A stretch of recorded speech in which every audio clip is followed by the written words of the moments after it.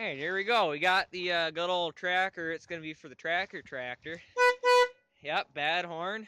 She's been sitting for, at least a year now, so we're going to see. First try firing. Here we go.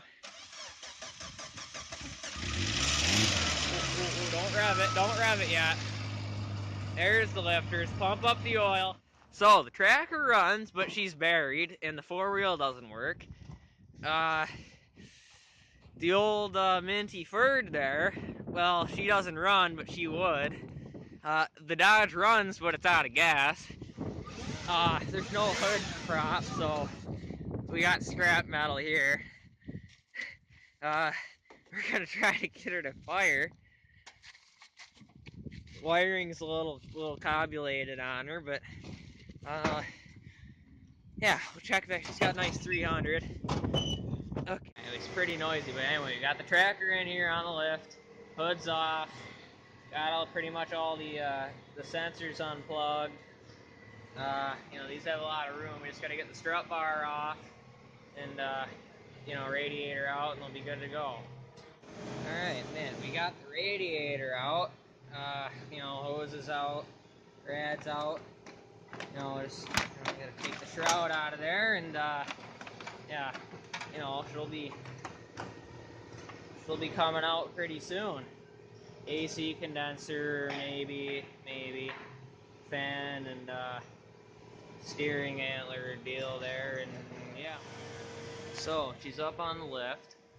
The radiator's out and everything. Motor is very close to coming out. I was going to try to unbolt the cobulated disaster hooking up to the cat. Manifold actually unbolted up there, which is surprising, but we're just gonna cut right there, call that a day. Once that's out, there's 2 bolts in the front for the motor mount, and then the whole transfer case straight up there. Gotta pull the drive shaft, garbage, wiring for that. Move our bar and the lift there. Unbolt the cross member for the transmission. Probably front drive shaft, garbage. I'll get all the junk out of the way. And yeah, she's almost ready. Shift cable too. She's getting there.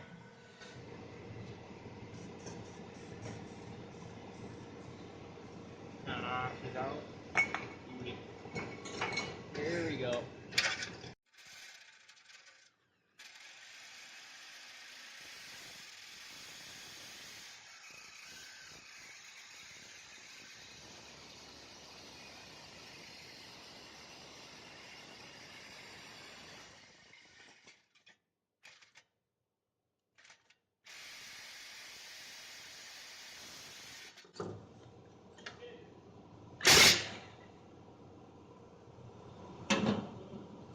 Uh-huh.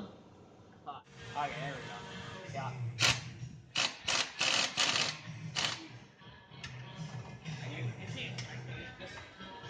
There, just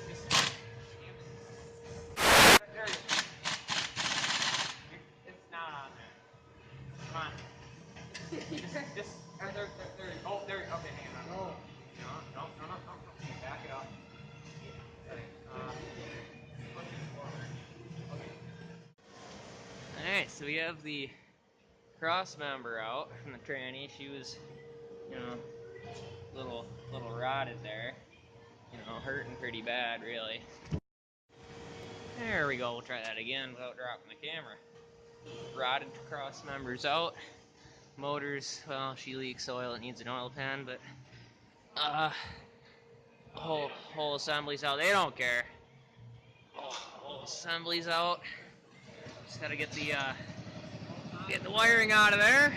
What? We're recording video here. Get a little catch-up action on the '67 Briggs. But the cooler lines and shift cable, and we'll get the shifter off the transfer case, and she's there. We got the motor mounts. We forgot the power steering line. That's all right. High pressure one. Quick fix there. We got it all hooked up here. Horrible freight jack. How you doing? Yeah, it's gonna come out nice and easy. She's already right off the mounts. Broke her free from a little rust welding there down there, and yeah, she's ready to come out. Wait, we're still recording? Wait, what happened? Here we go. Okay, yeah. I forgot the fuel lines there, and well, she's almost out. Are you? There we go. Okay. Yeah. The motor.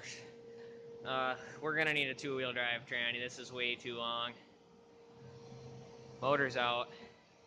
You know, she's empty. Now. So we got most of the bolts out. Just gonna take and get the last bolt and pop the transfer case off here. There we go. There we go. No more transfer case. Oh, I'll get it all brand new in here. So, it'd be nice if you could slap a drive shaft on there, but the inside of there, you can see the inside of the transmission there.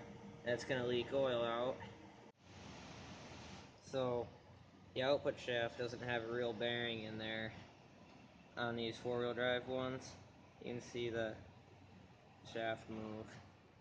The bearing and support all comes from the transfer case right there. There's a big bearing in there, and this outside of the shaft there seals on this seal, keeps the oil in the transmission. So right now the idea is to unbolt this section from the transfer case that holds the bearing. We're going to take the input shaft, cut it down. We're going to machine that for either a spline or a key or something on the end of that shaft. Make a second support out here-ish with another bearing to hold this shaft. So we're basically building our own tail shaft. It'll come out about here. And that'll keep our oil in and keep the trammy happy. And it'll save probably 8-ish inches of length, which we're definitely going to need to get this whole operation into the tractor there. So I guess that's what we're going to have to do, and if that fails, well, we're going to have to get a two-wheel drive transmission or make the tractor longer than it should be.